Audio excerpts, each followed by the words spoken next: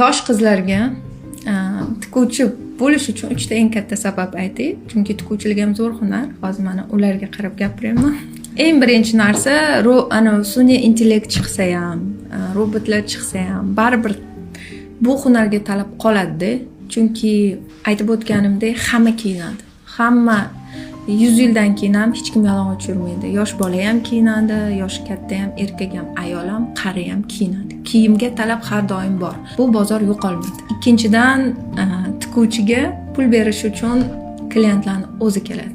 Eshigini tagiga taqillatib, shu hunarni o'rgandingizmi, rizqingiz kelishni boshlaydi. Bunga biza o'zim ham, mana shu yerdagi tikuvchilar ham kommentdagi kafolat beradi. Va uchinchidan, eng ulug' kasblardan biri. Ya'ni Payg'ambarimiz Idris alayhissalom eng birinchi tikuvchi bo'lganlar.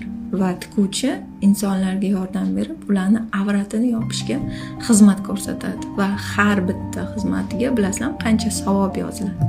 Mana shu 3-faktorni o'zi ham tikuvchi bo'lishga eng katta motivatsiya bo'ladi faqat tushunganlarga. Bu hunari ichida juda ham katta baraka bor.